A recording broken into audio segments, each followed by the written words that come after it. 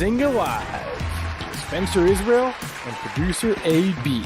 What's up, everybody? How we doing? Someone told me buy high, sell higher. Let's get Matt Hammond on the show to talk some IPOs. Jake Wojacek from Trend Spider. We have a breaking news.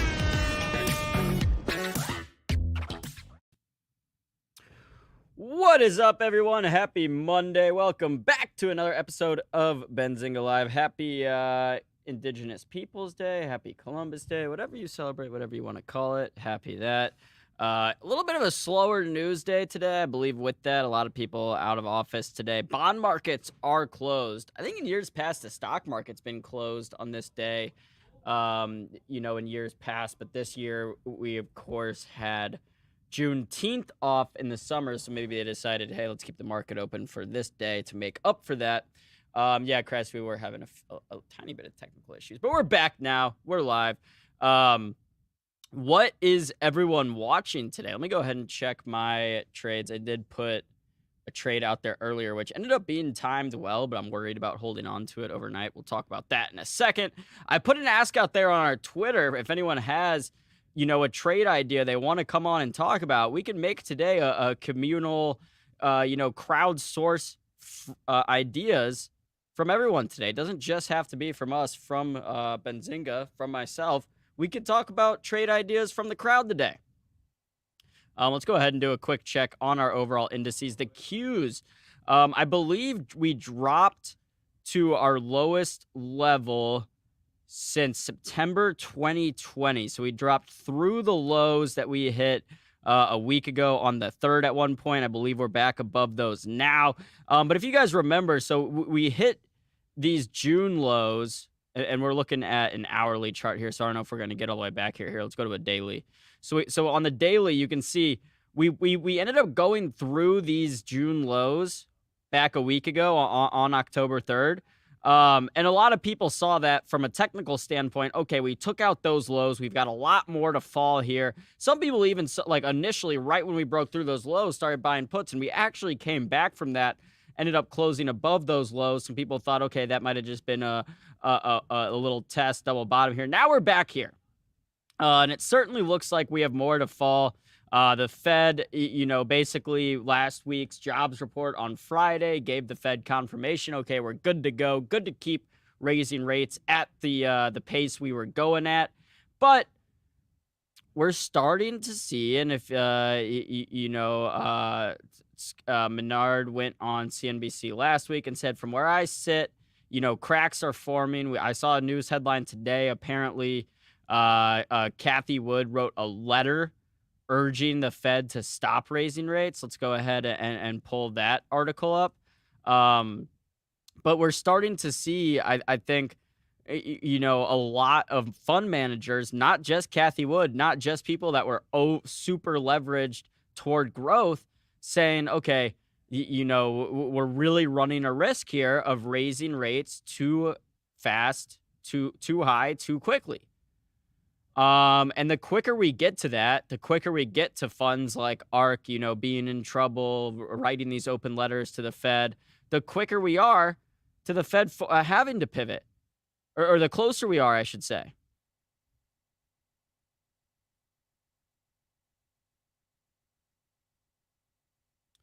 DG wants to look at NVIDIA. So this was actually the trade that I got in on earlier, and it just I literally just got really lucky with it, and just happened to be like, let me check. Let's check on my Robinhood here real quick.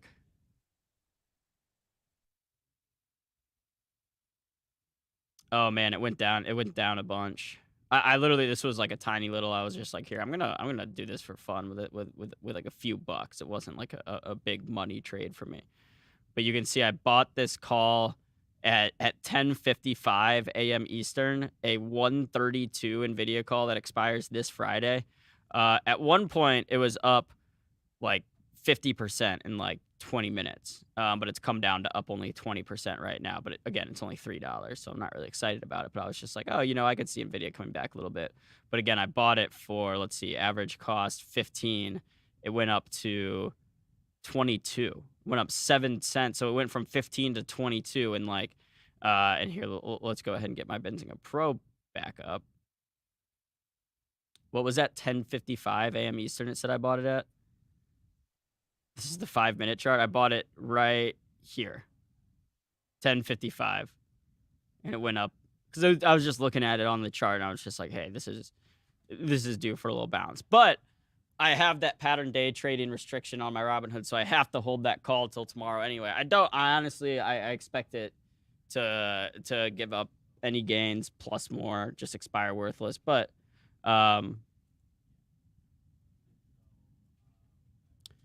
anyway, that was a little trade idea that I had.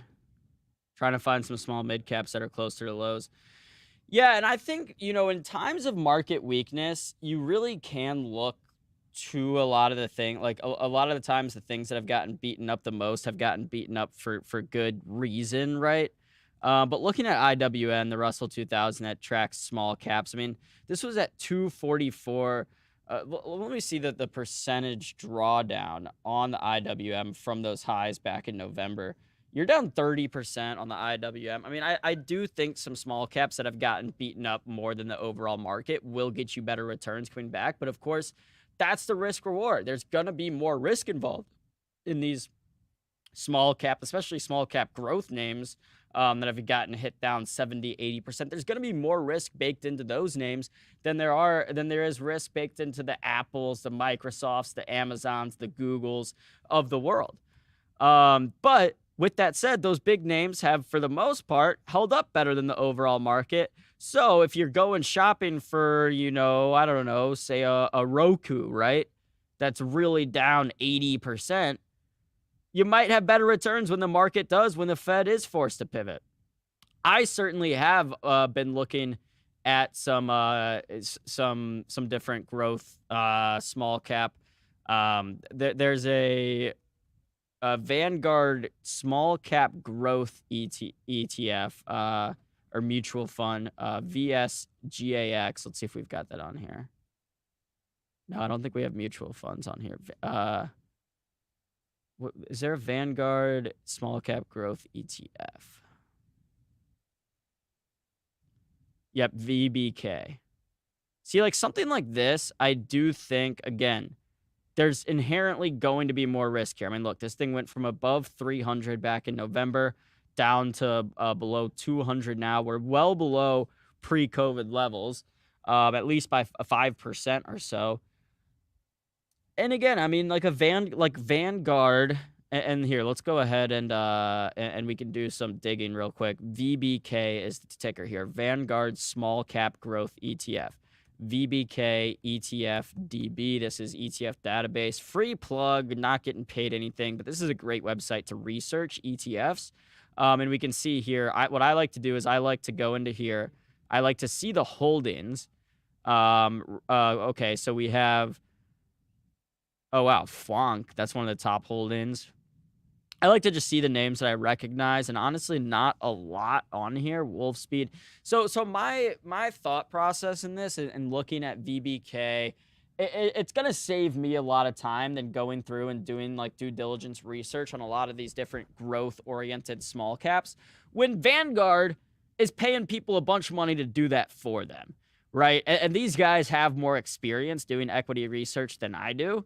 And I know that. And Vanguard is famous for its low expense ratio ETF. So it's pretty cheap to just like hold this ETF. And it's a good way to get some exposure to that space. If you're thinking, okay, small caps have been beaten up the most. I'm expecting, a lot of growth here coming back when the markets do turn. And then you can start getting some exposure there, maybe throw a few bucks into an ETF like that.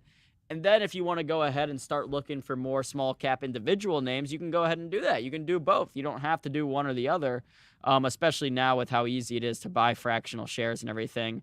I definitely, yeah, and Cathie saying my thesis is that small caps will come back faster. I think, yes, I think it might take them longer because I think the small caps will definitely will be more reliant on the Fed pivoting, whereas, some of the big names, I think we'll get to a point sooner with the Googles, with the Amazons, with the Apples, where they're down to a price where even in a hawkish environment, people are saying, okay, we're willing to own this name at this price, even in a hawkish environment. With the small caps, I don't think that price exists. I don't think there's a price for this wolf company, Wolf Speed, where people are like, yeah, I'm willing to hold this in a hawkish environment. I think a lot of people will say, okay, as long as the Fed remains hawkish, a lot of these small caps are still going to be in trouble. Interesting looking chart from Wolf Speed here too. It does look like Wolf Speed's way closer to its all-time highs from back in November than a lot of other small caps. So we can look at Wolf Speed is involved in the manufacturing of wide bandgap semiconductors. It is focused on the... Okay, so it sounds like this is a kind of pick and shovel play. So the thing behind the thing, the manufacturing thing behind the semiconductors, maybe a TSM competitor. Yep, Piers right there, TSM. I mean, TSM is just a freaking monster. If there's any company out there, maybe Wolf Speed is one of them that is even slightly carving into TSM's market share, that thing's probably gonna do well. So again, and that can be it can be a good way to find stocks too, is to go through some of those ETFs and find out their top holdings. Because like I said, Vanguard is paying people, hundreds and hundreds of thousands of dollars a year to research these stocks, compile these ETFs, group these stocks together, and they have to say, out of the hundreds and hundreds of small caps out there, here are the ones we want in this growth ETF, and here's why. And so, like, this Wolf Speed to be the top holding or one of the top holdings in Vanguard's small cap growth ETF, you have to do some vetting of it, has to go through some process, and it probably is going to be a little bit more rigorous, that process, than you just looking at the stock and looking at the PE or looking at the growth or hearing some pitch on Twitter and saying, yeah, I want to own that. So I do that. I do that a lot with different ETFs, where I'll find stocks through them and say, oh, yeah, I've never heard of this stock, but now it's in this ETF for obvious reason. Let me go ahead and research this stock, look into it, and then, oh, yeah, you either like it or you don't.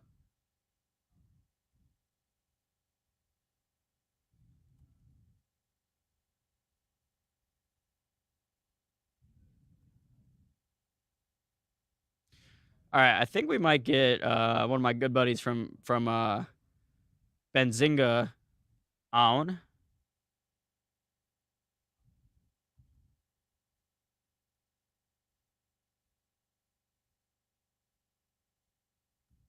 How was everyone's weekend, by the way? We can talk about we last Thursday we talked about some NFL games, some NFL picks, some fantasy football. I made it a one genius move in one of my fantasy football leagues. I was kicking myself because I didn't make it in multiple of my leagues, because I'm in a bunch of fantasy leagues this year, and it's the same thing I realized over the weekend. And I'll talk about it. And apologies for anyone who is here that doesn't care about sports, that just is here for finance and stock picking.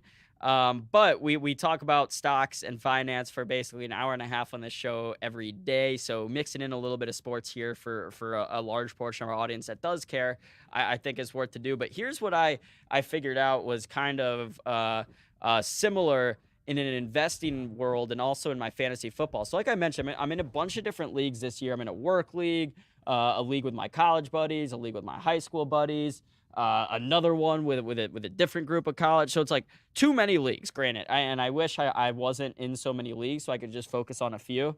But when drafting players, I had different players that I really liked, and I ended up getting them on multiple of my teams. And in a way, it's like owning a lot of one stock, right? You're less diversified, which can be a great thing and a terrible thing.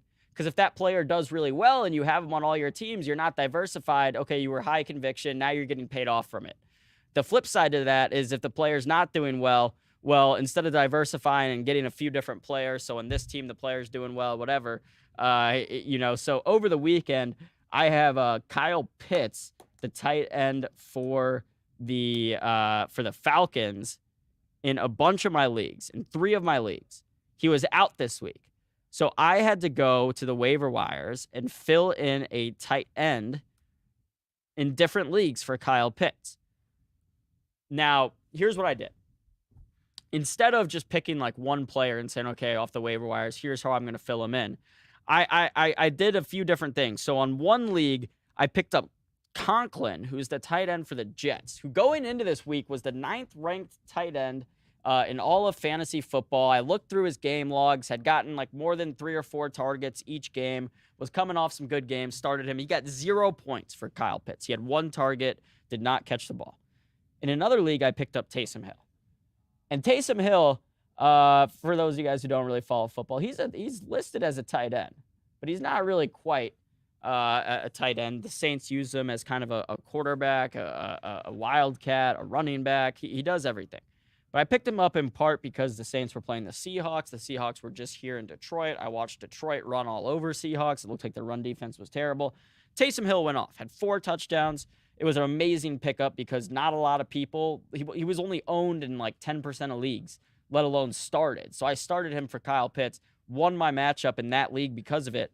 But had I done that in the other league that I started Conklin, I would have won that one as well. So that was my lesson, was like, why was I trying to diversify when I should have just had a high conviction? Because I don't really know anything about the Conklin dude or anything. I knew about Taysom Hill. I had reason for doing it. But instead of doing it in both leagues, I was worried, well, what if I pick up Taysom Hill and start him in both leagues and he doesn't do anything? Then I'm in trouble. So, yeah, that was my fantasy football kind of grievance for the week. Again, can't really be too mad about it because it was a great move and I won one matchup for it. But I did, in hindsight, wish I would have done that in multiple leagues. Crassy saying Eagles still undefeated. That is true, although I watched the majority of that game because it was in the afternoon yesterday after all the 1 o'clock games. That was a scare. I mean, Eagle had A, Kyler Murray not slid like he did. B, Prater been healthy for the Cardinals. That game's going to overtime. I don't know. The Eagles looked, to me, probably their worst. They didn't honestly look great against the Lions either. But I think as far as undefeated team, like I still wouldn't put the Eagles as my outright Super Bowl favorite right now. I don't even know if they're the favorite to win the NFC right now. 49ers look good. No, the Eagles probably are definitely the favorite to win the NFC. Baseball, sad weekend for the Cardinals. Very sad about that. Seeing Albert Pujols and Yadier Molina's last game end the way it did without even scoring a run, I believe, in the final game. It was sad. Don't really have much more to say about that.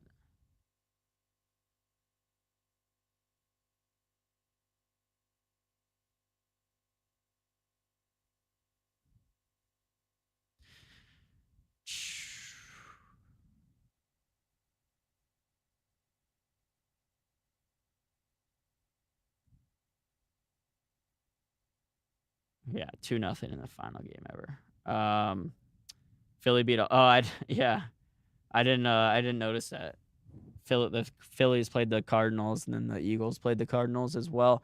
Football Cardinals used to be in St. Louis, actually. At one point, St. Louis had, at one point, the St. Louis had the football Cardinals and the baseball Cardinals.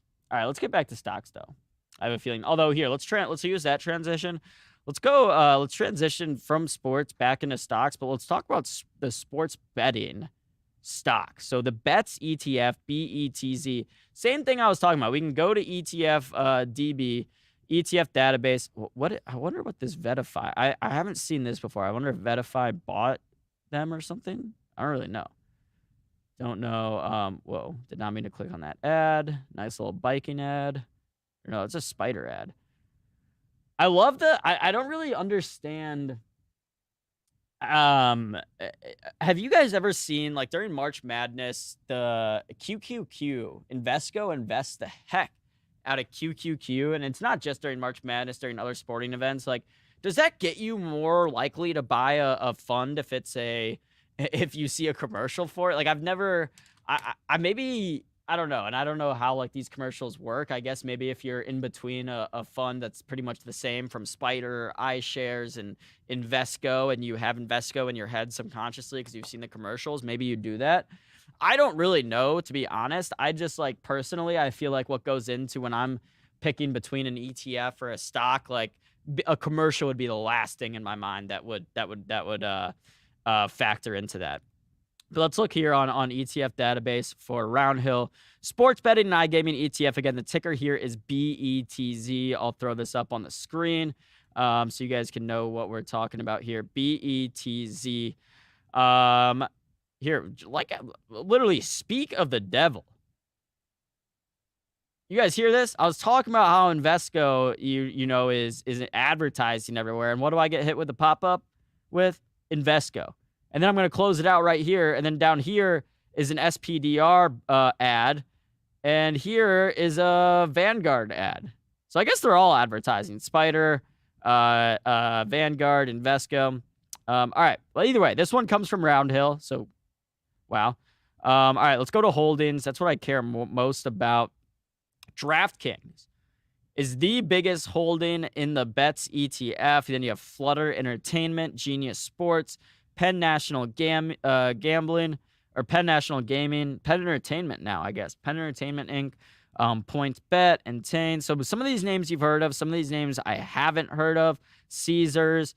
So it looks like to me a lot of this exposure is you know, trying to be like strictly sports gambling. So not as much Vegas exposure, right? You don't have like the Las Vegas Sands, the MGMs, the Wynns. You do have Caesars all the way down here, although Caesars has that big sports book too.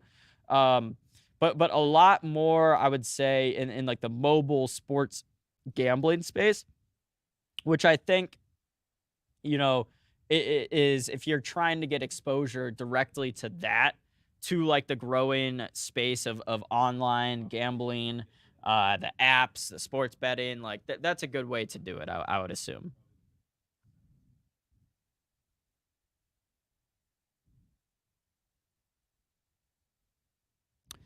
So let's see. I wonder what the expense ratio. So ETF. So here, let's do this. Like, I'm curious with the actual. Okay, so for example, SPY is the S&P 500 from Spider. Expense ratio is 0.09. VU is the same, basically the same one from. Wow, yeah, look how much cheaper it is to hold. So that's really, I think, like a lot of these different ETFs will come from different of the companies, whether they're, you know, the asset managed companies, whether it's Vanguard, whether it's Invesco, whether it's Spider. And a lot of them have the same underlying benchmarks, right? They'll just be different ETFs that track the S&P 500. Like that's what VU is. It's the Vanguard S&P 500 ETF, whereas SPY is the Spider one. And they're basically the same exact thing. Like today, look, changed down 0.67% on SPY, on VU. Wouldn't you know it, down 0.66%. So they do the same exact thing. The VU one is cheaper to hold. So what I always tell people is if you're looking just to buy and hold one in your portfolio, you know, the Vanguard one might be better. I think they pay basically the same exact dividend. However, the Vanguard one is cheaper to hold. The SPY one has a more robust options market. So if you're looking to trade options, buy calls, buy puts, do different, you know, call or spread, debit spread strategies on the S&P 500, SPY is better for it because it has more volume on the options market. But the VU one is cheaper to buy and hold. So VU if you're just buying and holding, SPY if you're doing it to trade. Really not even just trading options, really just trading in general. It has more liquidity, has more volume, so it's better to trade that. But if I'm buying stuff to just buy and hold in my portfolio ETF-wise, I'm going to see if Vanguard has a comparable ETF to whatever one I'm looking at because it is known for having the lowest expense ratios across the board. How and why? Well, you know, if you do any research into Jack Bogle, the history of how he started Vanguard, why he started it, you know, it's basically run as like not as a nonprofit, but they don't like, it's like they're in it to not really make money. It's like the rare corporation that is out there really, I don't even know. Like, to be honest with you, I don't know. We can do that. kind of research together and figure out how and why Vanguard operates the way it does, essentially not making nearly as much money, I don't think, as some of the other asset managers, but is a people's favorite.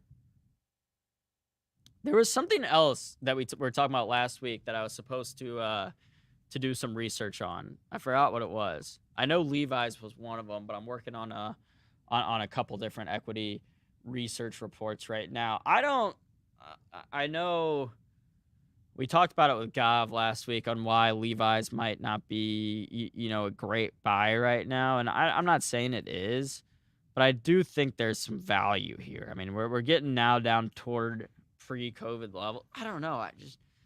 I'm still not bought into this idea, and I don't think the markets are either, that we're like for sure. Everything we've seen so far has been everything we've seen so far, economic data wise, in the past 6 months or so, has been going against the idea that we are in or heading toward a huge recession right now, right? That's why the market was down on Friday. It's paradoxical, but it was down because the economy has remained too strong, because we are too hot. That gave investors, it scared investors because it showed that the Fed can continue to raise interest rates. We were hoping, or market participants, people that were long in the markets, were hoping that the jobs market was going to be bad, that it was going to show that more people lost their jobs, showing, okay, what the Fed's doing is working. So far, it hasn't really shown what the Fed's doing in terms of raising interest rates has worked at all to really slow down the economy, right? We're still adding jobs. That's not conducive to the we're in a recession environment that we keep adding these jobs. So I don't mind that the underlying economy is strong right now. That makes me less scared to buy stocks like Levi's, because people are like, oh, as we head into recession, right, demand across the board is going to crash for clothes and all this. I'm saying, what if we don't? What if demand, remains pretty steady? The Fed tries to even this out, say, okay, how can we bring down inflation without causing a recession? I don't know. Looking at the energy markets, it's not like, to me, I mean, the energy is down, XLE is down, but this chart, this doesn't look like, to me, and this is the daily charts going back to May right here.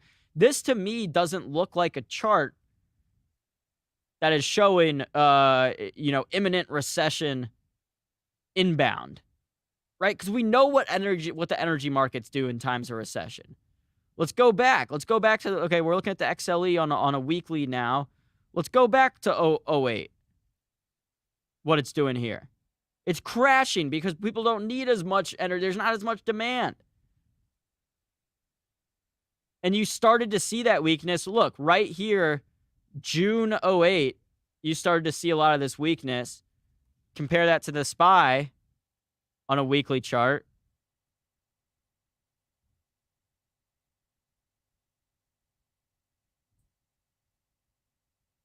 June 08, right here.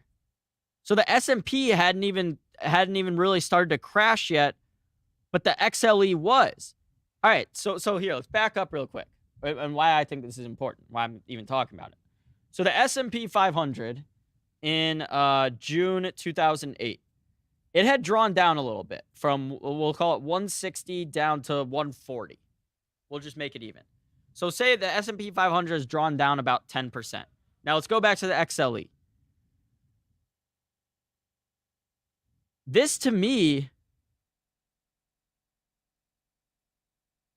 is showing clues, right? When you see the energy, when you see XLE going from 80, dropping to this quickly, when did we see that here?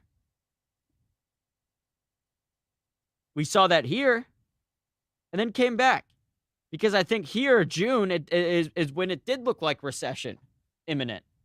And then we got good jobs data. We got these other things showing, okay, the economy is good. The GDP got revised, actually went up. And the energy market came back up. But compare that to the SPY today, and we have not. So to me, that looking at the energy market is it's not saying, okay, imminent recession inbound. If you think it is, if you think, okay, the Fed has no other choice but to continue to raise rates until we reach recession, then this is an easy short.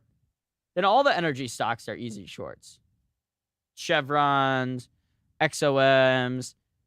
But to me, like, I'm like, okay, there's a reason XOM is trading, you know, you have to go back to September 14 to find these highs on Exxon. And I know, right, OPEC is cutting to fight the drop in demand. I understand.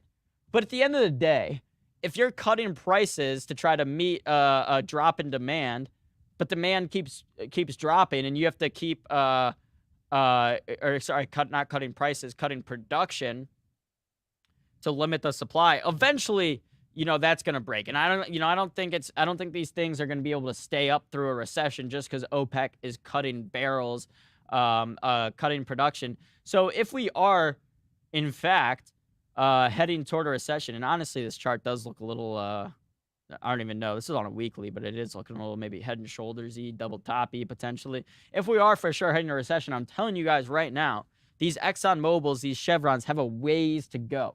So if you're in the camp that you're like, oh my God, AB, I don't know what you're talking about. We're already in a recession. We're heading to a recession. Your eyes are closed. Then go ahead. These are easy shorts. But me, I know the market is forward looking. I know a lot of times, you know, things might seem like they're not making any sense in the market. There's oftentimes a good reason for it. And that's where I stand on this. I think there's good reason these energy names are trading basically at their highs. And it's because the market is saying, yeah, there's a lot of recession fears out there, but we don't really think so. We think it's a more likely scenario, right? Demand stays pretty steady for these oils. Supply remains constrained with the Russia-Ukraine, everything going on, and that these companies are going to have pretty good profits for the next couple years. That's not the case if we're heading toward a recession. It's not the case that, yeah, these companies are going to have pretty good returns the next couple years if we're heading to a recession. They're going to behave just like they did in 07 and 08. And if we go back, that's what happened with ExxonMobil. You went from $93, basically where we're at now, all the way down to 55. So if you think recession imminent, then we've got a ways to go from here down to, you know, down here basically. And chart-wise, it honestly kind of looks like it's possible. That's going against my thing right now, my point, and it's basically saying the market is forward-looking. The market is always pricing these things in. If the market really saw recession as even likely, even 60% likely, more likely than not, I don't think these stocks would be trading where they are. These energy stocks, the XLE, would not be trading where it is, even if it saw it as, I think, 50-50. To me, this is showing me that they're saying, yeah, there's like a less than likely, you know, it's not very likely essentially that we see huge recession right now. And maybe it's because the Fed is closer to being forced to pivot than a lot of people think. And there are signs, I think, of that. And we can talk more about that. I do see our my good buddy hanging out backstage. My man. Let's go ahead and give him our special guest intro and bring him on the stream, whether he's ready or not.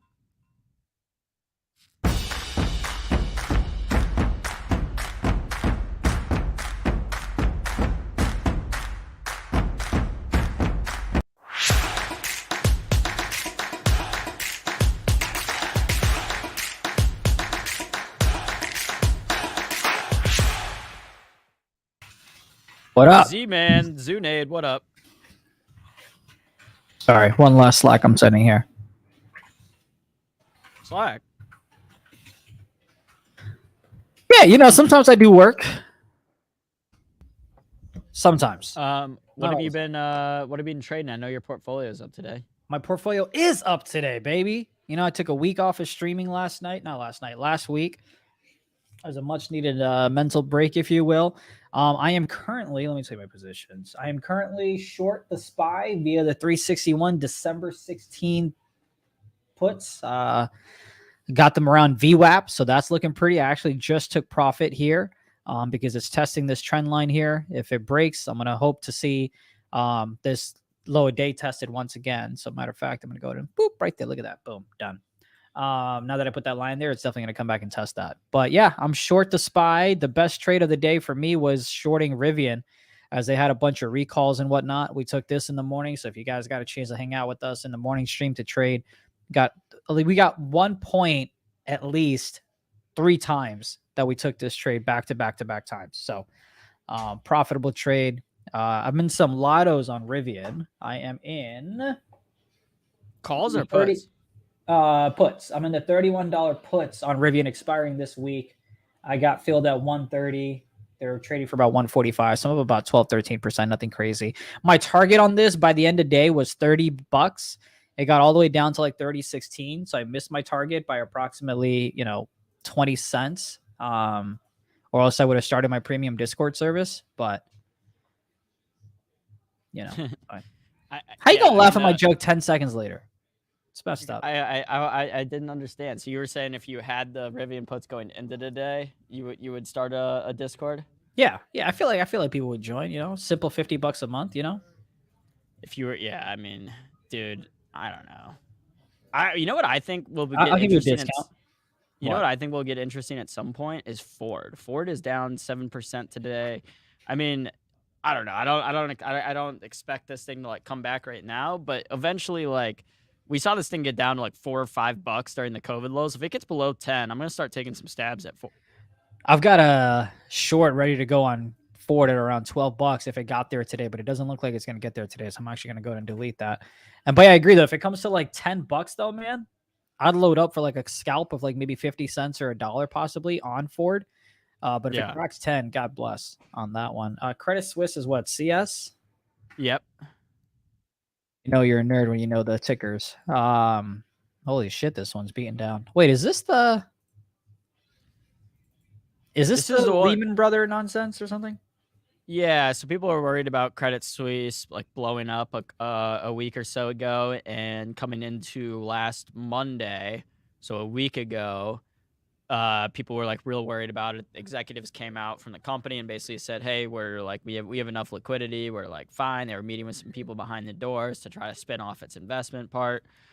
Basically, it sounded like the headlines and stuff were worse than the situation actually was, and the stock was up like 20% after that last week. Looks like it's giving up some of those gains today. I don't think anyone's trying to say like Credit Suisse is in a great position financially. I just think they were more like, yeah, the fears about us blowing up today are overblown. We're okay for now. We're okay for now. LOL. So yeah, I don't know. I mean, something to watch for sure. I'm in the camp that I really don't think I think the Fed's gonna intervene before like they let a huge investment bank like Credit Suisse fail, because that's kind of what the whole post Great Financial Crisis like framework. I've never even seen a Credit Suisse like branch, or is it not like a retail facing type thing? It's more of a no. It's not it's not like a Bank of America. I don't think like people just go to Credit Suisse and like have bank accounts. But yeah, either way, it's for the rich people. Something like that. Yeah, I don't know what they do. Isn't that crazy? It's like we trade these tickers, but we're like, we have no idea what they do. We just trade them because we're day traders. I don't know. All this negatives from that tweet, a major bank is going to go insolvent. Yeah, I mean, I think. Wait, what tweet? Hold on. What tweet? I think he's talking about from like over the weekend. There was a lot of tweets from like different people that were like, I have it on like inside info that like a bank is on the brink of collapse, and then we got news that the Fed was having an emergency meeting last Monday, and the markets actually like responded well off that. I think I think a lot of people looked at that as a sign, okay, that now we are like, this is dangerously close to that capitulation point where the Fed's forced to come in and start easing. But post a tweet, Dante. Post a tweet. There were a few. I saw ones from different accounts, but I think he's referring to last week. I don't know if another one came in. If it's last week, that's old news. Yeah, but then like today, you had like Cathie Wood wrote an open letter to the Fed, saying that it's risking an economic bust if it keeps, economic collapse if it keeps raising interest rates. I think the more you get of that, the more you get, places like Credit Suisse, Cathie Wood basically saying, hey, we're in trouble here. The closer we are to the Fed saying, okay, we're listening to you, we can kind of back off a little bit. But for right now, it's all proceeds go. Yeah, let's just have Powell come out and say, you know what, target on SPY is 300. Let's just have that come out. You know what I want, man? I want a halt down day before the end of 2023. A what? A halt down day. I don't know if we're gonna get one of those. That's That's what what I people are want. waiting. That's what people are waiting for. People are waiting for that capitulation point. I'm not convinced the Fed's gonna let us get there. Yeah, I don't know if we will, but that's what I want. Here's my whole thesis, because I mean, think about it. If ARK, if it came out that ARK was going under and it was going to liquidate all its assets and it was selling, hundreds of thousands of shares of Tesla, and Tesla went down 10%, and Tesla's a big component of the S&P, and it caused this sort of big scare, and people went and just started selling, we could get a limit down day. I'm saying I don't know if the Fed's going to let us get there. My whole thesis on like where the Fed stands right now is so the term jawboning refers to basically, the Fed specifically. I think people refer to it mostly, but jawboning, I guess, could be any instance of this, but a leader like sounding really tough. Like when Powell comes out and speaks and sounds really hawkish, it has these effects on the market, on inflation, on the bond markets without a real policy change. It's one of the only few things in like US policy and everything where just speaking about it can enact essentially what the policy would be. So he can say all he wants, we're going to keep raising rates, we don't care if something breaks, we're going to bring inflation down, but then reserve the right to, as soon as when it looks like we get there, reverse course. But he's never going to say that, because as soon as he says, yeah, we'll step in and intervene when it looks like, ARK or something's going to blow up, then the market pivots and it starts going up because it says, okay, the Fed's going to be easy. So even if he knows that they're going to do that, he's not going to say it. So I think that's where they stand, even though they know they're not going to do that. So they're just going to keep jawboning until they get to the point where they're forced to do it. But again, they're not going to say that. They're not going to give us the confidence to say, okay, we know the Fed is ready and willing to pivot. Yeah, no, I agree with that. I just want a violent couple of weeks, and I'm talking violent. You know what I mean? Yeah. Again, that's what I want. I think a lot of people, even when the market, started dipping down earlier in the summer, they were saying, hey, watch out for the capitulation point. There's one article from a guy from Bloomberg. I can pull it up. I'll have to find it. But he basically says, like, he lays out 3 things he sees as potentially being that breaking point. And when we say capitulation point, we basically mean breaking point. Like if you go back in 07, 08, the capitulation point was, Lehman Brothers and what was the other one that collapsed? Bear Stearns? No, Lehman Brothers, and there was one more that maybe it was Bear Stearns. I don't know, but that was the capitulation point, right? These things breaking. But this guy in the article laid out basically MicroStrategy, being like levered out the ass on Bitcoin and shit. Like once you see that get blown up, could be a sign. The Tesla bubble, just saying like Tesla stock coming down to somewhat of a realistic valuation in terms of relative to historic S&P averages in terms of price to sales and those types of ratios. And then the third one was ARK, basically saying these are 3 types of like bubble assets, and he sees those needing to come down before we get to that capitulation point. Yeah. By the way, Dante, just DM it to me on Twitter. You have my Twitter handle right here. Just DM it to me. Who was the Twitter account, or which one were you talking about, Dante, from? Because like I said, I saw those tweets from a few different people talking about, that a big major investment bank was on the. Oh yeah. Well, Spy AIG, to the downside. Sorry, what?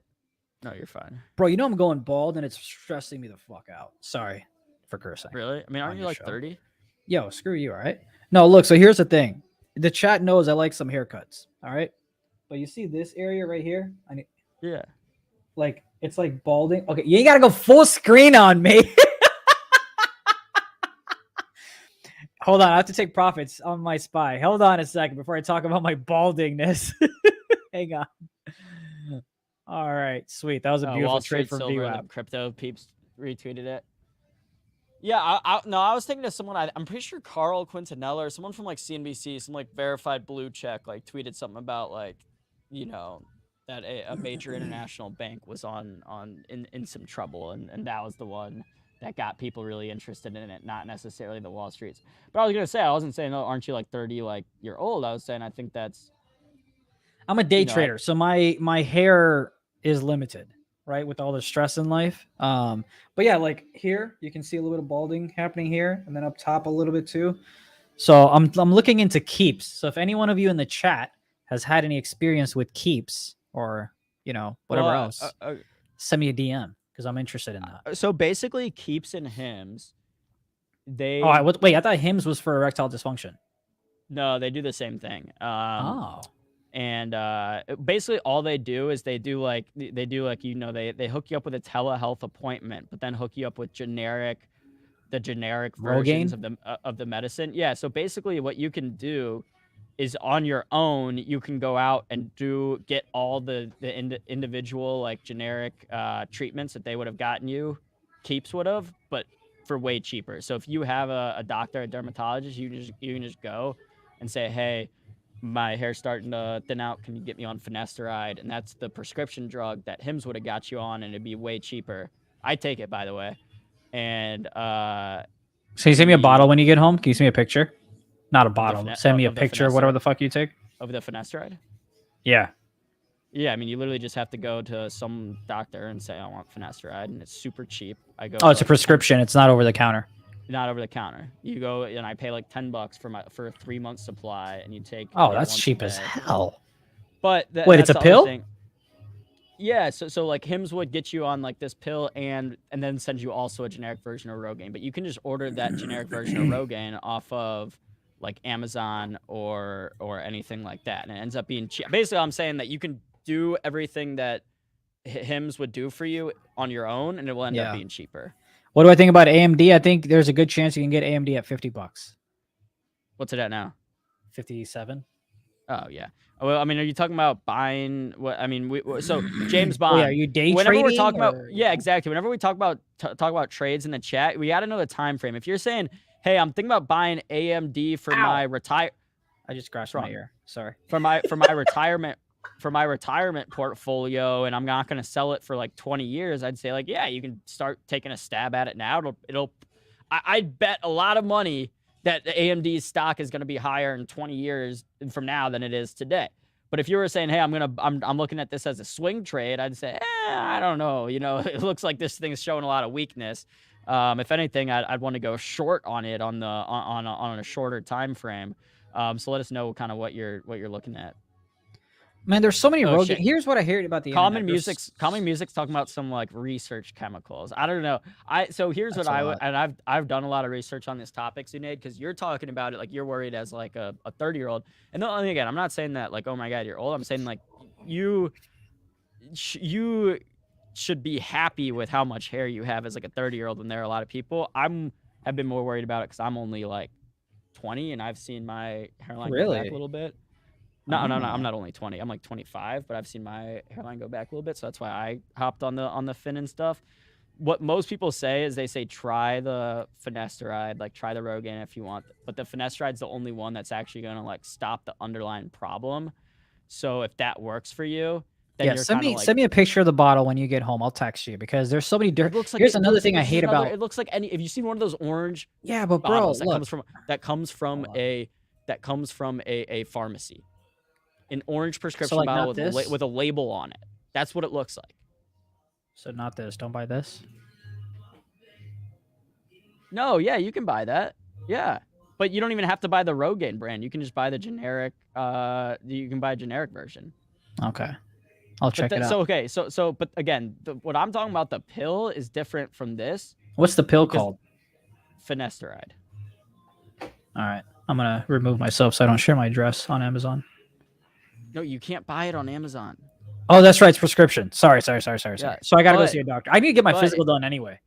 But if you just search minoxidil, which is that's what Rogaine is. If you just search that on Amazon, then you can get the generic versions of it that'll be cheaper than the Rogaine. Is this a stock show or male grooming? Here's what the show is all about. Hold on. I'm trying to help my man. The show is about making money and letting your money make money while we talk about dumb stuff. Did you not hear me say I was going short SPY? Did you not see the nice move? But I'm sorry. I'm sorry, Michael. My apologies. Yeah. By the way, SPY did go ahead and break the low a day. Let's see what next targets we could be looking at. Wait, actually, kind of on the male grooming topic. You're gonna piss off Michael. No. I'm not. I shouldn't. I just looked this up the other day. Sorry, Michael. Sorry for being harsh, but we talked about going short SPY around VWAP, think which it's, is why we took first profits here and second targets here, Michael. Okay, it's AbbVie. So AbbVie makes Botox, and there's been a huge increase. It might be like the Tom Brady effect, but like I swear to God, like dude, so many people I've heard about, like people my age, are fucking getting Botox now. Like I think like Botox, like as the population ages and shit, like an AbbVie is a huge company. So this is one thing that I hate about, I guess just a huge like conglomerates and huge corporations we have. It makes it really hard. Like say you think Xboxes are doing really well. You might be exactly right on that and buy a bunch of Microsoft stock, and the stock is going down because of its cloud computing business, right? Like I could be right about Botox sales going through the roof, but AbbVie is just such a big company that other problems are like weighing it down. So I'm not saying like this is a buy because of it, but I did do that due diligence last week. I was like, all right, I'm noticing this trend. I want to see from a market perspective who owns it and makes this and see it. So AbbVie could be interesting at some point. I'm gonna go short SPY here again just for fun. All right. Hold on, let me pull up my broker. All right, I'm short SPY. If the 5-minute candle closes above the around 360, I'll be out. What was I saying? So and that's so important lesson for folks that might be new. I promise we talk about stocks sometimes. Just because the company is doing well doesn't mean the stock chart will, right? We see it all the time with earnings. They beat the top and bottom line, give great guidance, and the stock just tanks. And that's because they didn't beat it by 50% above expectations or whatever the hell. So it's kind of, just because the company is doing well, doesn't mean that the stock price will reflect it. Same difference like GME, right? GME went from XYZ to the moon. The company itself wasn't doing well, but you were still wrong if you went short there. I don't know what that is either, but let's see some other stocks. I was saying minoxidil, which is the monogamy. What? Minoxidil is just what Rogaine is like the brand name for minoxidil. But so okay, this is not male grooming aside. I don't know if you know this, Zunaid, but essentially how the medical like patent field works is I don't know, it might be different now, but I believe a brand like Rogaine puts out its product minoxidil and it can only hold the patent for so long, I believe, like before the generics can go and be made. Before the generics can go out. So once the generics are out, there's really no like people across the board. I don't care if you're Bill Gates. If you go to a CVS, you have literally zero reason to buy Advil compared to the CVS version of ibuprofen, because they have to be chemically like the exact same, or else to be able to or else it's market it different. as the generic brand. So like the generic, no, and I agree, and probably like by the time like Zunaid or I would need it, the hair transplant surgery probably will be better. But I like short hair though, but I'm being very serious. Look, even right now, and I promise. Look here, let me talk about stocks so people won't get upset. I'm looking. Can we hold on? Go to this chart first. I'm looking at going short Netflix, but the reason I'm not taking it yet is because I wanted to maybe test VWAP for the best risk reward, similar to how when we went short the SPY, we waited till it came over here to give us the best risk reward situation. And the reason I'm short here is because it broke that support of the previous low, and now you see it's testing it here. Let me go on the 1 minute. You see how it broke it, and now it's testing this purple line, which is like the previous low. Now I want to see if it can crack below and give us maybe 588.50s or so. I'm going to put my alert there just in case. So that's the trade that I have on right now. I already made money on my SPY short from here, took profits here in case I wanted to bounce from the trend line. Once it broke and it tested low of day, I've already made profit number 2. And then we'll see whatever ends up being. Neem is what Indians use. I'm sure if I called my mom, bro, she'd be like, oh, back in my day, I don't want to get canceled by doing my mom's accent, but I don't even see your hair thinning. Oh, you know what else? We wear headphones so much that even that. Oh, okay. It's your hairlines like are sending back. Got it. Yeah. But yeah, sometimes we wear headphones and different things like that, that can kind of impact things. Maybe, I don't know. That's why I actually don't want to take any pills or Rogaine. That's why I'm scared to take anything in my life. Even like I've been working out and I don't even take like creatine. I've never taken a pre-workout in my life or anything just because I'm scared I think that I'm going to wake up a drug addict. I know it's dramatic. I don't actually believe that, but I'm saying I don't know what the side effects can do to me. I think I think over time, like in like 20 years, we're gonna get like reports saying like, yeah, for people that use pre-workout every day for like 5 years, like there's no way some of that shit's in there is good for you. 100%, and then we can finally move on from this. You should research like the different side effects and stuff. I think it's one of those things with finasteride, at least, like try it, and if you're having side effects and it's not worth it, but for most people, including myself, 0 side effects, and it's like it might be slowing it down, it might not be, I don't know. Yeah. Like I don't want to have ED problems because I tried to not lose hair, Oh yeah, that dude, calming music. The first like public company to really truly like fix all is going to be such a profitable company. Yeah. If any scientists out there want to like band together and try to start that company and really make a lot of money, that's a good way to do it. That's genetics, so stay away from it. Yeah, but anyway, look, my short on Damn, on the SPY is half a point in the now. money. I know what it is. No, that's you. Like I don't have a receding hairline. I just have thinning hair. I know. They're saying I know. I know. I'm saying that's why. In college, I had alopecia, so I had to get steroids. Oh yeah, dude. In college, I had like all your hair fell out. No. So it was just so I used to referee back in college, basketball, and they're I was refereeing a frat game and whatever, and they started calling me baldy, and I'm like, bro, I'm like hairy as a monkey. Like, what are you talking about? And then my referee coworker or whatever tells me the same thing, and he takes a picture, and bro, like on the back of my head was literally like just like a balding spot, and I was like, holy crap. So I had to go to the doctor at the school, and they went ahead and injected steroids into my head. Holy shit. And then it grew back. So I feel like that's what it might need to do as well. It's just like have more steroids. But anyway, the short's working out. We're half a point in the money. I'm going to go ahead and cover some here. But I do want ultimately to see the 358.50. See, we make money and we talk about hair loss. Yeah. No, I can't believe we haven't gotten a raise yet. I also think it's good to talk about because there are probably a lot of people out there that like I know sure. when I first started like noticing, like I was like fixated on it. Like I was letting it like ruin my life. I think this comment was regarding my ED comment that I made. That's funny. No, I thought it was like 1 up, 2 down. Like we used to play this game where you would grab the back of someone's hair, and you would say 1 up or 2 down, and you would either pull it once up, which hurts more than pulling it twice down, but then that's only once versus twice down. Oh, you're right. Pulling it up does hurt more. Yeah, so you just go up and grab the back of someone's hair and say 1 up or 2 down. Yeah, that's why this is exactly why I went to earplugs, is because I could feel the head. Again, I have no idea if this is true. There's no scientific proof behind it, but I could feel the headphones messing with my hair. Oh, you know what else I was doing in college that I was stupid? I had a heater right next to my head. So I should just put you back on screen. I had a heater right next to my head.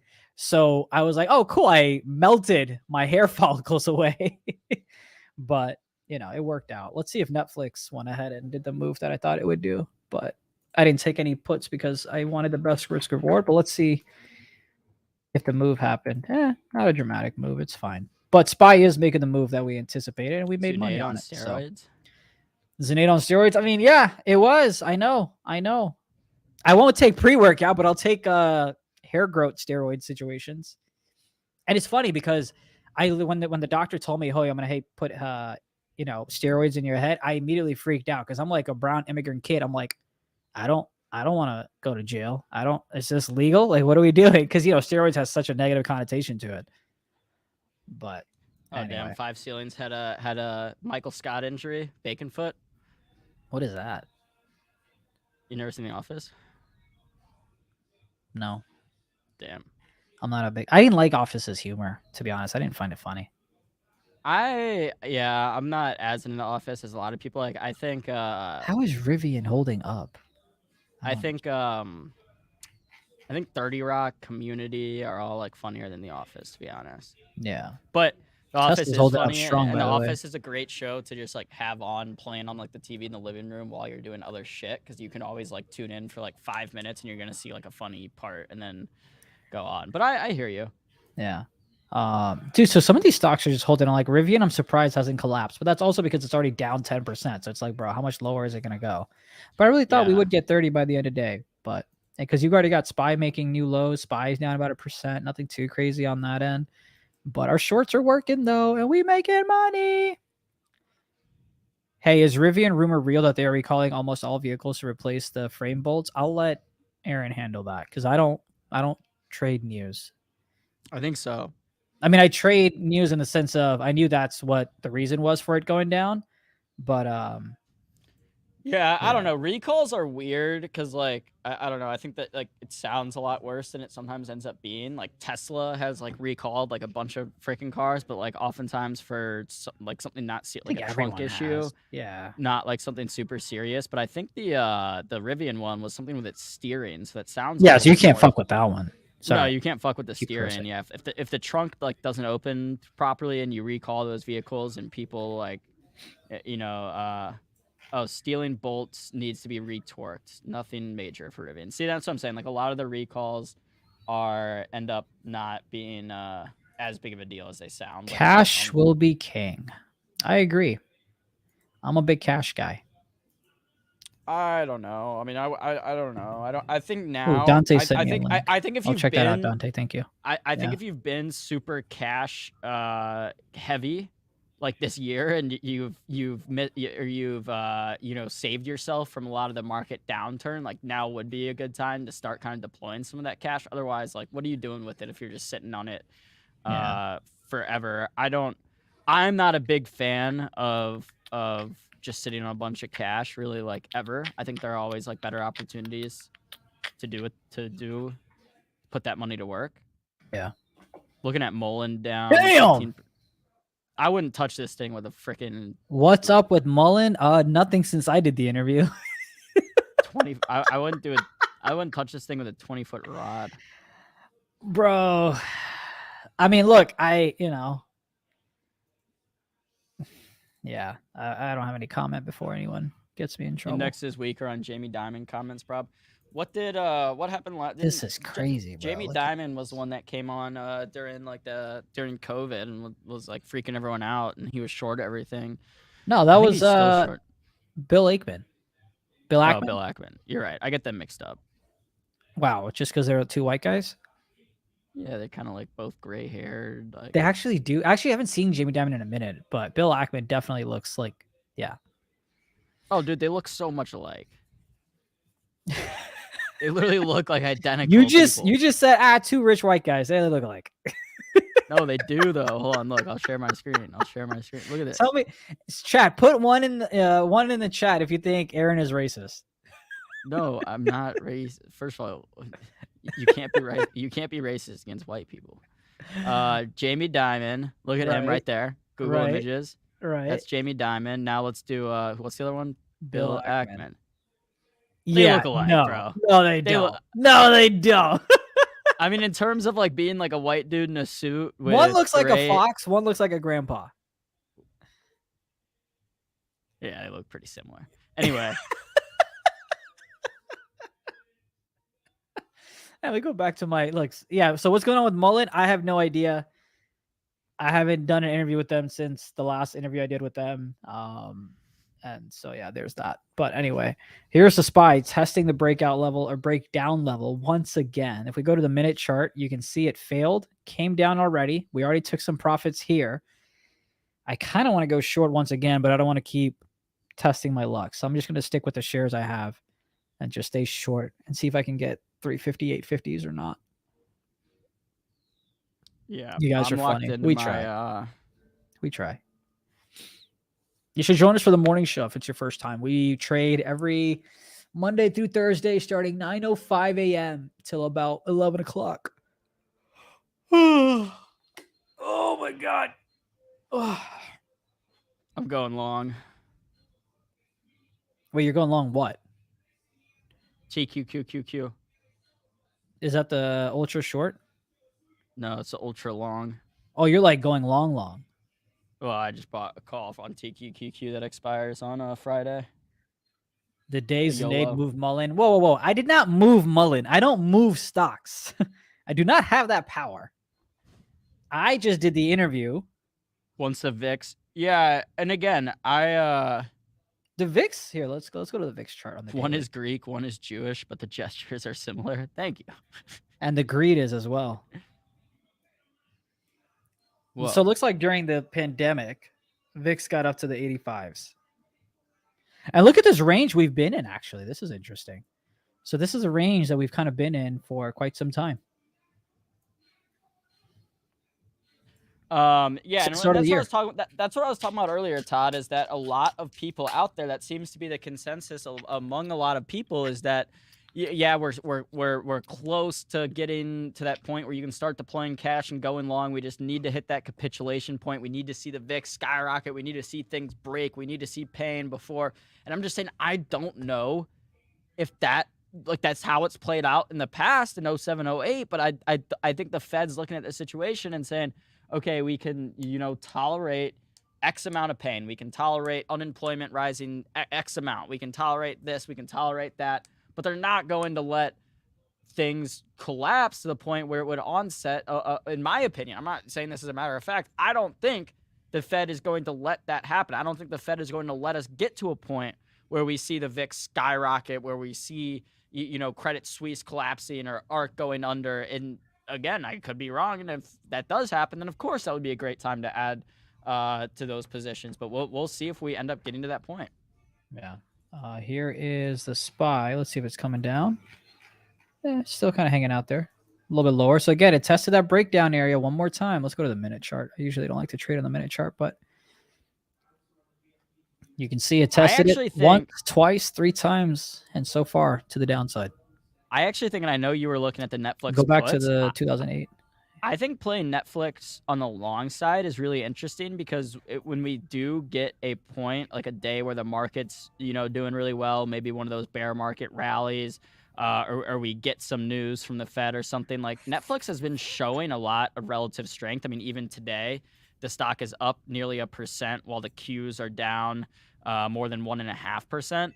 That I think when we do get a day where the market's doing well, Netflix will really rip like a 6, 7, 8% up day. It was at 250 just like a month ago. So it looks like even during 2008, it was at $89. But I think again, I don't know much about the VIX. Let me not pretend like I'm a professional trader here. I just hit buttons and hope to get lucky. Does the VIX recalculate like the TQQUs? I don't know. I don't know about this actual. I think the other like UVXY, the VXX. Yeah, I think these things do. So these do, but not maybe you don't know about. But not the. I don't think the actual VIX. I think the actual VXX the VIX is what it is. And I think all these other things track. Yeah, VXX definitely does because there's no way this thing was that high. Okay. And then you have UVXY as well. And then I don't look at UVXY. I've always just looked at VIX. No.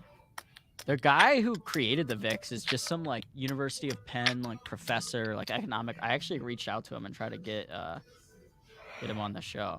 He told you to buzz off? I don't know. I gotta follow up with that. I gotta go back and check out XOM because that was the stock I was talking about earlier. Saying, look, I mean, I get it, right? Jamie Dimon's out here saying recession. Everyone's saying recession this, recession that. But the energy market, the markets haven't said yeah, this is a foregone conclusion. If that were the case, these things should be trading a lot lower. And maybe we should look at some short opportunities on them. I don't know. All I know is I'm short the SPY. It's as far as I go. And it's not breaking this doggone 359 level, and I don't like it. I needed to get to 358s, 50s.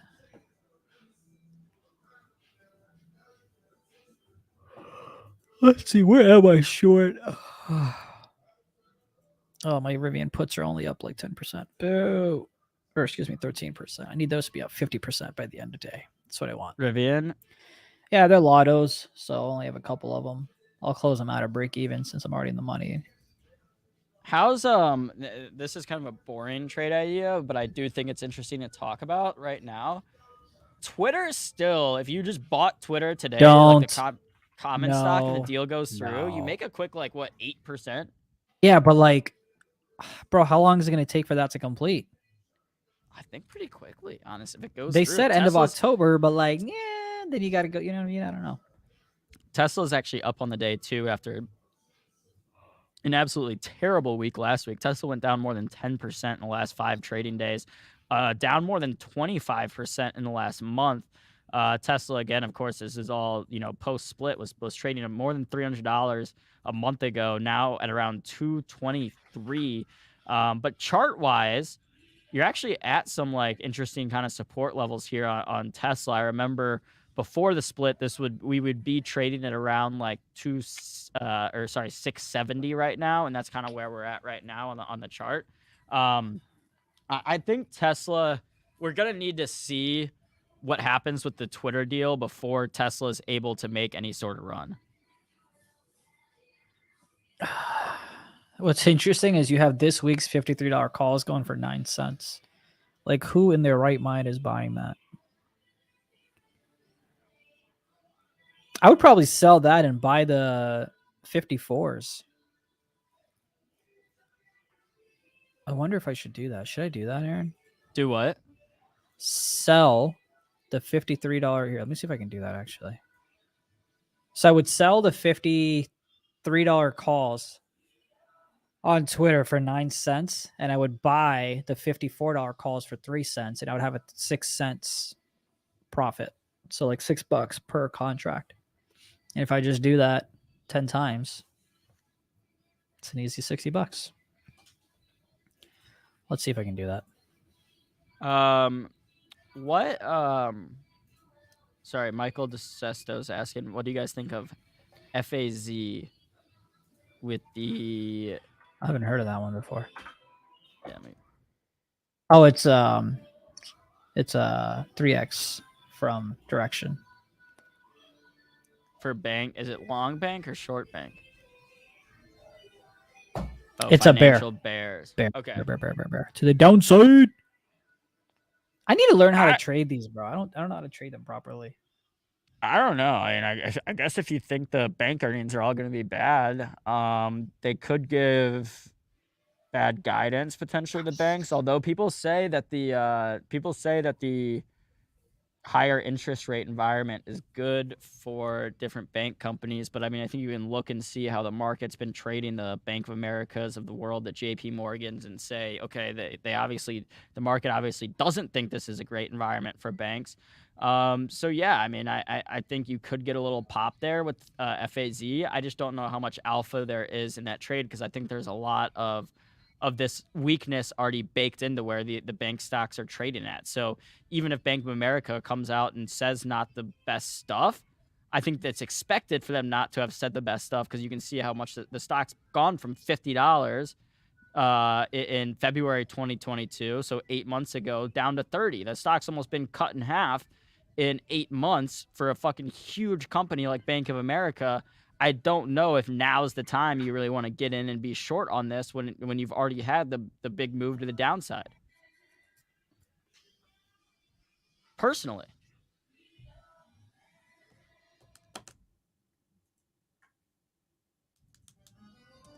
I was going to say something. Oh, the short on SPY. Beautifully working out, baby. Just look at it. Boop, boop, boop, boop, boop. To the downside as we make new lows. Let's go. Let's go. Yeah, there's just weakness across the board today. And look, let's just go back. Oftentimes, if you're, appreciate all 167 of you dealing with our nonsense here about hair loss, which is so annoying because I literally am on air. Like 90% of my job is on air, and it's very frustrating to see that. But anyway, let's talk about the breakdown. So this was a low a day, right? This is a trend line. Took the short here. Took profits at this trend line. Took profits at low a day. You can see the low a day break happen, and you can see it test. Can't push through, down. Test, can't push through, down. Test, can't push through, down. So this support now ends up becoming resistance, and support and resistance is not just to a point in terms of price. It's kind of like an area, and you can see this area just could not get, the SPY could not get over this area and acted as resistance, which was support before, and now to the downside we go. Now let's see where I'm going to take my next profits. I haven't calculated that properly because I didn't know if I would get to take more profits, but I guess the next area that I see, Aaron, is around this 356. Right around there. We're a couple of points away. Yeah, I'm saying we're pretty close to that 356. I like the I mean if we break below that 356 level, I think 330 I'll be very happy to go long there. When I say go long, I mean 350 I'm going balls deep long. 350. I was saying 330.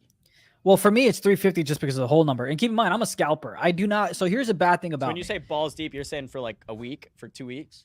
I'm saying I'm grabbing $1,000 worth of lottos, $10,000 worth of calls that are 2 months out, and just 20% stop loss. That's what I'm saying.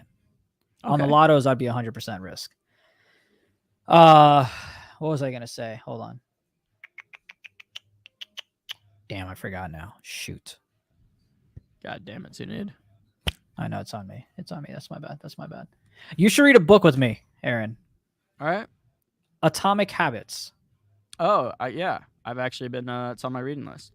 Should you start reading that? I just started last night. I've read a few pages from it, just like sitting at my buddy's. It was like sitting at my buddy's house. I really don't like a lot of like self-help, self-improvement books. But I've been recommended that book before, and I think we should do that. We should read it together. I'm reading the big, I had a guy actually sitting next to me on a plane. He was actually, I was gonna say he was Indian, but I think he was actually Pakistani, and I'm glad you know the difference. Yeah, I was reading a book. Let me tell you, like this might be like more like okay in brown culture, but I was like kind of put off. Oh, this is gonna be good. Go ahead. I was reading a book, and so I just had it like on my lap on the plane, and this guy, without saying anything, like in the middle of while I'm reading the page, like grabs the front end of the book and like closes it kind of so he could see the cover on it while I was reading it. And I was just like, oh, that's yeah, not sure. brown like, culture. That's just rude. I was like, here's the book, man. And he was like, oh, like talking about, I'm not gonna do his accent. Don't do the accent.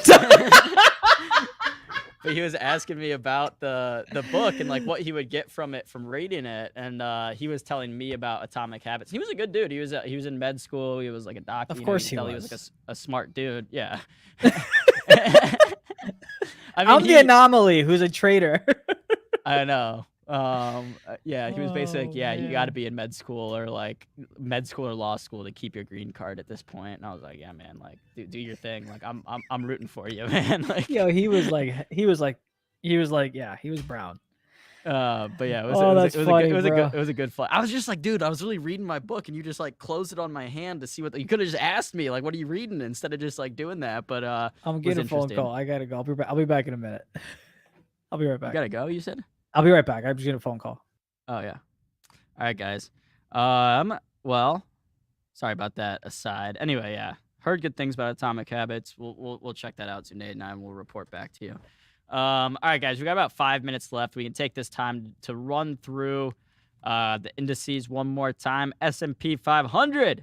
You know Zunaid's short it. Looking at it on the 5-minute chart, we made new lows. Looks like we're coming back. I mean, every time we make new daily lows at this point, the S&P, we're making like 2-year lows on this thing. We haven't been at this point 358 on the S&P 500. You got to go back to find 358. You got to go back to October, November 2020. So we're talking two years away. We've just given up all those gains on the S&P 500. Who would have thought when we were going on this run that, 2 years of gains would be down the drain on the S&P 500? But yet, this is where we are. The pre-COVID level is 335. Again, that's my next level. If we break through here, you can see kind of this support point right here, right where we're at right now. So if we break this level, if we continue this weakness, 335 is my next level that I want to go long at. Looking at the Qs, same story over here. We're lower on the Qs, NASDAQ 100, than we have been at any point since September 2020. So officially on the Qs, you got to go back more than 2 years to find a spot we were this low. Your big names, I mean, they're doing what you would expect them to do on a down day like this. Apple actually holding up pretty nicely, pretty flat. Tesla similarly is actually exactly flat. Up a cent, now down 3 cents on the day. So some of the big names are holding up today, but overall, just market weakness across the board. I'm watching the XLE. I'm watching energy right here because what I want to know, what I'm trying to figure out, and what I think this market is telling me, what I think just XLE's price action is going to tell me is how likely the stock market, how likely Wall Street sees a recession. Right now, it's telling me that they don't see a recession as the most likely outcome right now. And when I say recession, I mean like big 07, 08 type recession, or else we wouldn't be trading up here. And I think you'd see that across the board with different LNG, natty gas markets, right? Would natty gas really be at an all-time high if demand was expected to crash across the globe? I don't really think so. And we can look at that at the UNG. We can, actually, the UNG's come down quite a bit. KOLD. I mean, KOLD would be a great trade right now if you think recession for sure imminent. We're heading into one. This is the 3 times bearish ultra short Bloomberg Pro Shares ETF, KOLD. You got to see the bets on Credit Suisse and UBS. Yeah. Yeah, I mean, I don't think anyone thinks UBS, Deutsche Bank, Credit Suisse are in a great. We don't have credit default swaps on Benzinga Pro, I don't believe. And guys, remember Luke's trade idea from Friday was buying some of these corporate debt bonds on some of the companies. Like you can buy Apple bonds for like 8-9% or something. XLE price has nothing to do with recession or not. Maybe. I don't know. I think there's for sure been a correlation if you go back and look at how energy has traded in recession times. Even in times of expected economic downturn, you've seen this thing come down a lot. I'm not saying that I'm not saying this is the one recession meter that is foolproof or the only one that works or even that it does work. I'm just saying what I'm watching right now. I anticipate as we get more, if we get economic data points that does look like for sure recession, whether that's coming from the Fed, whether that's coming from job markets, whether that's coming from inflation, then I expect this thing to come down a lot. If not, I think we're hanging out. I think as long as XLE is trading within 10% of its all-time highs, that's the market telling us that a global, worldwide drop in demand is not even, it's not that it's not possible, just that it's not expected. It's not expected as the most likely outcome right now. That's all I'm saying. I'm not saying it's some for sure signal of recession or not. But alrighty, y'all. It's 1 p.m. Shout out Zunaid for hopping on with us today. Had a couple guests cancel, so Zunaid came in as a great fill-in as always. 170 people watching us here. Please smash the like if you have not already. This stream will redirect you over to Mitch without having to do anything, so just stay cool, stay there. Do not click over. He'll be talking to Shanna Orzik Sizzle, the CAIA president and Chief Executive Officer of Banyan Capital Management at 1:45. Exciting interview over there with Mitch. So without further ado, let's go ahead and get y'all over there. Smash the like. Again, if you have not already, give me a follow on Twitter at AaronBree5. I'll throw that up there. Thanks again, as always, for call it what they want to call it, recession or not. Keep doing what I do, and that's kind of that's kind of where I'm at too. Like, people want to argue with me about whether you want. It's like, fine, if you want to call this a recession that we've seen over the last 6 months, fine. It's the only recession we've ever seen where we've added jobs and all this stuff. Thanks, Mike Lindell. You guys are thank you guys. Don't thank me. You guys are what we do it for. You guys are why we're able to do this show. So please smash the like. Let us know that you guys, it lets us know that it's worth it for us to do. If you guys are getting some value out of it, if you guys are enjoying it, that's the goal here. As always, if you guys have any feedback, any suggestions, any ways we can improve the show, please email us, shows@benzinga.com. We're always, wanting to take and incorporate feedback from the audience. So, guys, again, couldn't thank you enough. Peace and love. We'll be back tomorrow.